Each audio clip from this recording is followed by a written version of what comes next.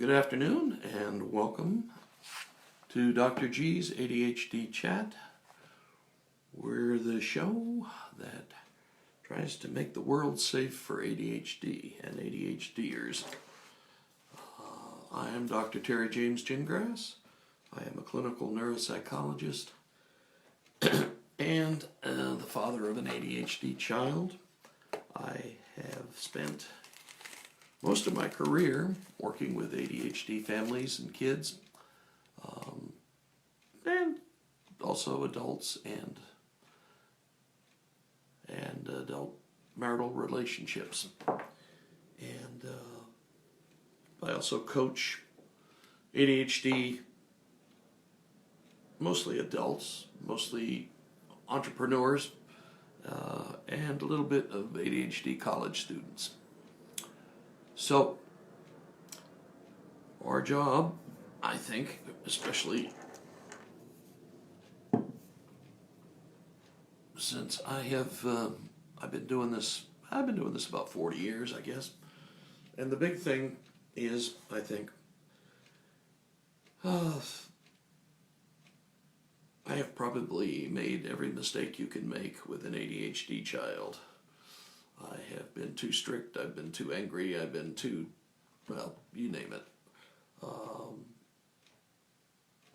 And needless to say, those things did not work. They did not work at all. Matter of fact, there was so much blowback on them that they probably cost more than they saved. So, if you guys, especially you fathers out there, are doing some of the same things, I understand exactly where that's coming from, but it doesn't work. It just does not work. And back when I was actively parenting,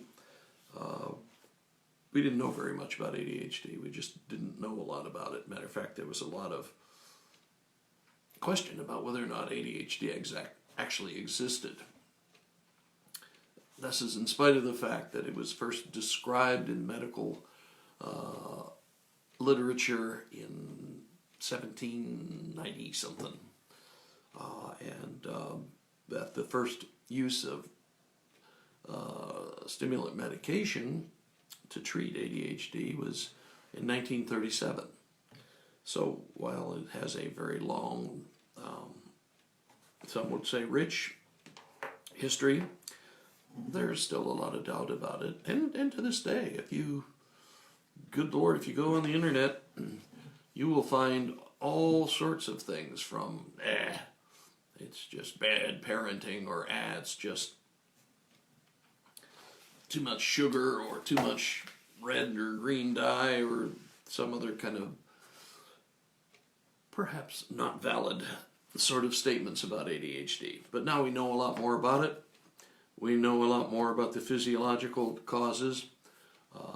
We know a lot more about the treatment, which still,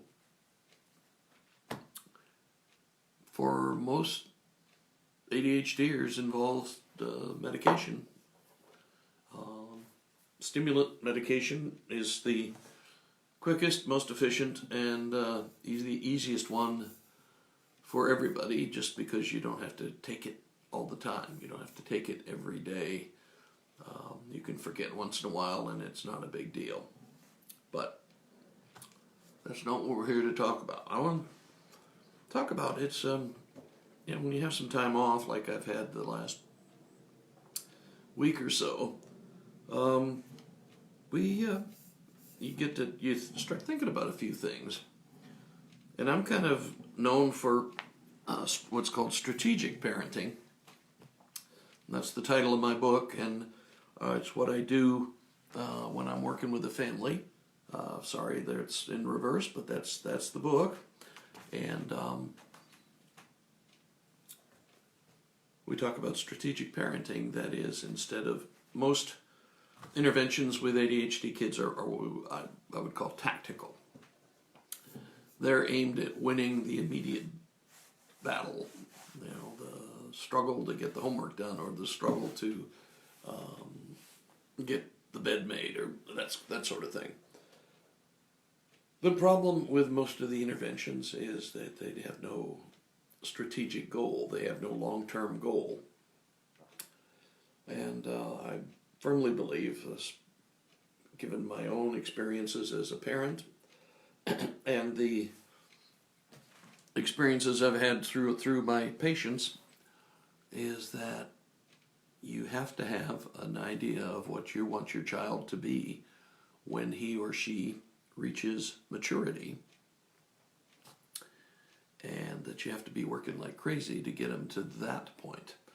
The strategic parenting point is the point where you say, I want my son or my daughter to be a responsible, reliable, self-assured individual who is resilient, who can make a mistake and recover from it. Those kinds of things. And you very rarely get that with a more tactical behavior modification kind of approach to things. But ultimately, that's what I believe you're looking for with your child. Because I know, like my other children, you send them off to college, and then you go visit them, and you are amazed and appalled at what slobs they've become in their dorm rooms and so on. And then, they graduate and have a house or an apartment or some of each, and mirabile dictu, or that is miraculous to say, they turn back into pretty neat, pretty organized people. You didn't have to do all that worrying. But I wanted to talk today about intentionality. Because intentionality can be really a real game changer in not only your life, but your child's life.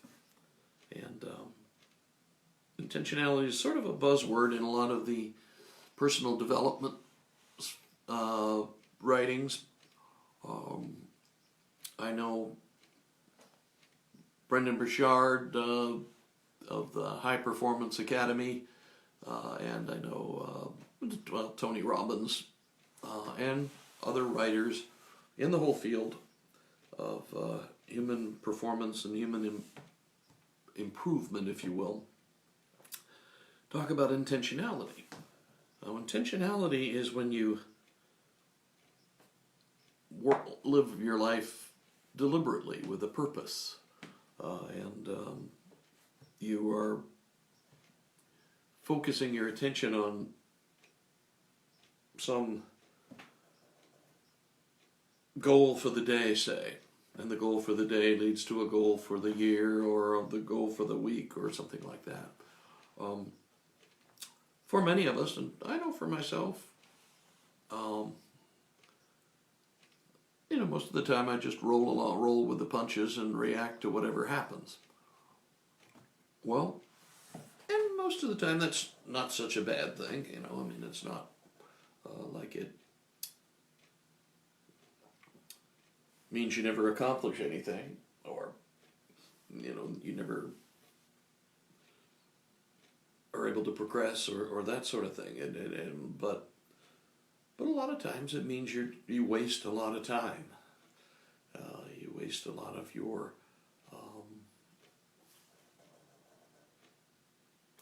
your elective time, your freebie time, the time when you're not actively involved in some career goal or something like that,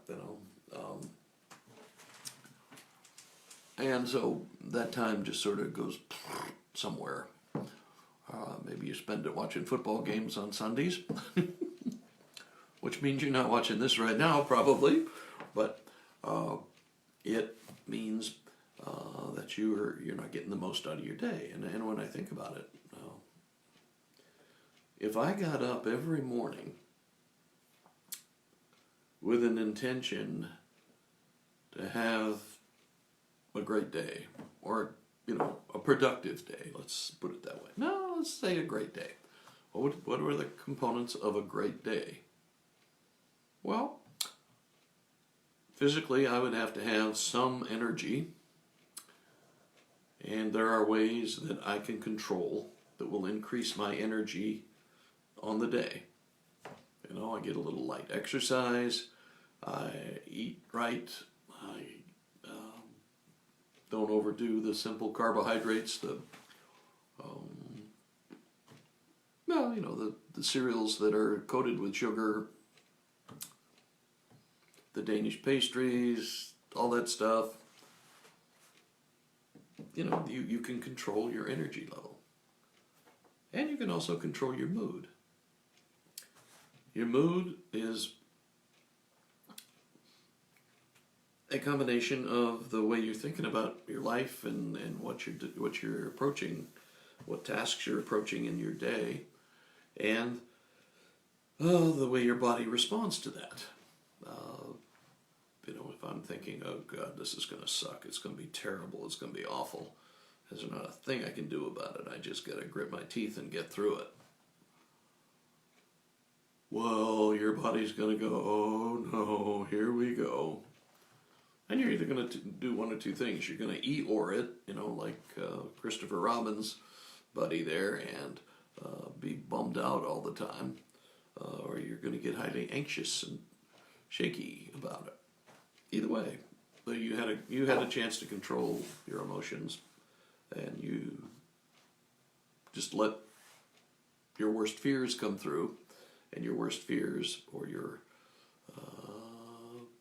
most awful expectations dictated your mood, instead of you saying, well, wait a minute, you know, I'm not looking forward to this, but I can handle it. It won't be that big a deal. And who knows, it might even be better than I expect. Because let me tell you, personal experience and the experience of thousands of patients over about 40 years of practice, it's almost never as bad as you fear it might be before you try to do it. Okay? It just hardly ever is. You know, that person you expect to be angry was just a little grumpy because they had a migraine headache the other day when they were trying to get through to you on the phone, or all sorts of things like that. But it's hardly ever as bad as your expectations of it. So you have control over that.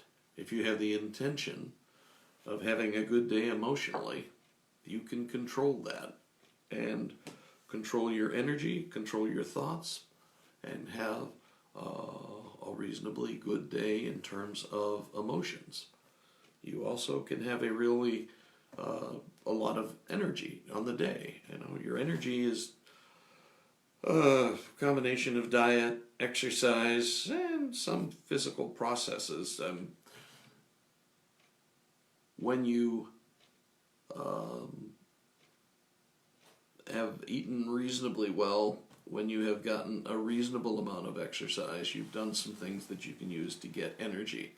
And then after that, there are all sorts of techniques you can use to get energy. There are breathing techniques that you can use to increase your energy. You know, deep breathing and almost to the hyperventilation stage will oxygenate you and cause increased alertness and a feeling of energy. So you can control that. You don't have to just sit there and take whatever comes, whatever your body generates, or whatever the day generates. You can control that. You have the power. And as I'm sure you get the idea from all the things we're telling you about strategic parenting and controlling the situation with your child, you probably recognize, or and if you don't, I'll tell you, you have to be more intentional. You have to be more aware, plan ahead better than if you have a neurotypical child. Otherwise, you're going to keep getting surprised by your ADHD kid. And often not in a good way. Sometimes it's a good way, I will freely admit. They typically have great senses of humor, and they're quick. And so You can't just be plugging along or you won't be able to keep up. So you have to be intentional for yourself, for controlling your own day, and you also have to be intentional as a parent and help your child recognize that he has some controls over his day. Okay? I mean, eventually your child is going to have to learn to compensate for ADHD. Going to have to learn to recognize the situations where he or she's likely to have problems, figure out what the best compensatory strategies for that particular situation are, and apply them, and have an emotional support structure. Hopefully that includes you guys as parents, for when things emotionally are just a little bit out of control. And that your ADHD child recognizes that there's no such thing as failure. You're going to make mistakes, but your mistakes are going to be learning experiences, and you have to focus on them that way, okay? Because as long as we are always recognizing that none of us are 100% perfect, and we're never going to be, and when we make mistakes, we have to learn from those mistakes and learn what to do differently next time. So basically, in a lot of words, what I'm saying is that you need to teach your child to be intentional, to use the control and the power that he or she has to improve his or her life. Does anybody else find these pronouns a little bit awkward, having to use two pronouns for every sentence? Anyway, I know that's part of the deal. That's part of what you got to do. I don't want to leave folks who have either a young man with ADHD or a young lady with ADHD out by not mentioning it, or by not mentioning the appropriate pronoun. But sometimes it just feels so awkward. But anyway, your child needs to learn intentionality. Your child, one of the big assumptions with intentionality is that you have control. You have some control over all of these things. Okay? And I think one of the, when you see, usually it's young adults who have ADHD, and it was either never diagnosed when they were younger, or it was never effectively treated when they were younger.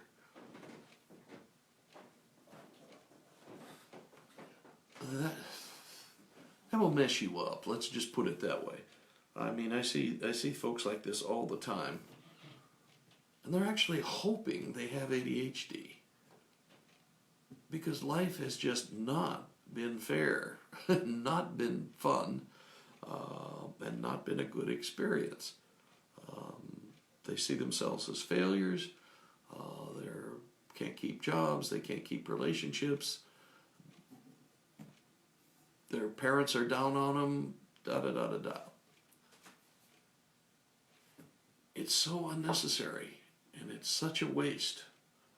And I hopefully we will, as a society, get better than this. But I don't know.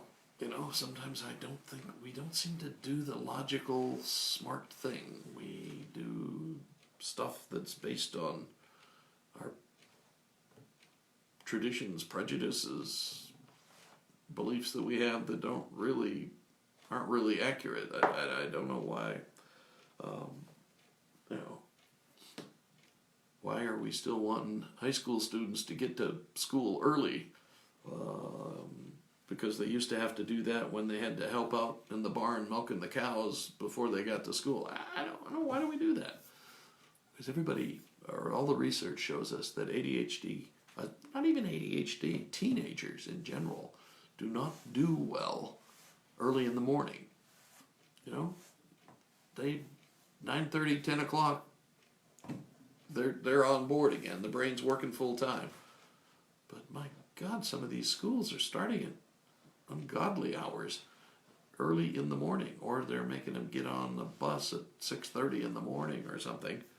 I don't know why we do that. But that's not what we're here about. We're here about intentionality.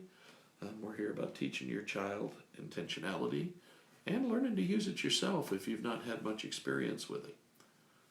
Just don't accept things as they come without seeing how much control you can exert over it.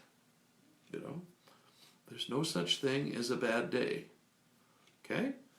You may start out a day and something negative may happen, but that doesn't mean the whole day is going to be bad. You can grab a hold of that and you can change it. And probably we should talk a little bit more about exactly how you do that sort of thing, but that's a little bit more than we can cover today. But there are ways to control emotions, there are ways to control energy,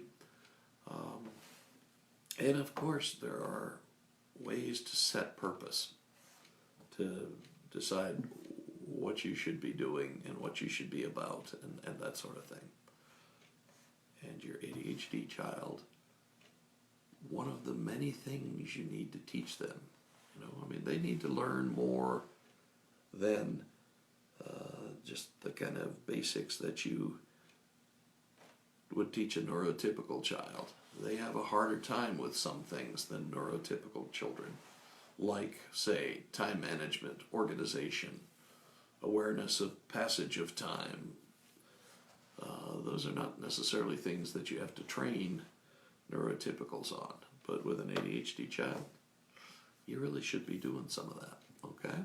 And we'll probably, matter of fact, I'm positive now that I'm talking about it, that we're going to go into that in a little more detail.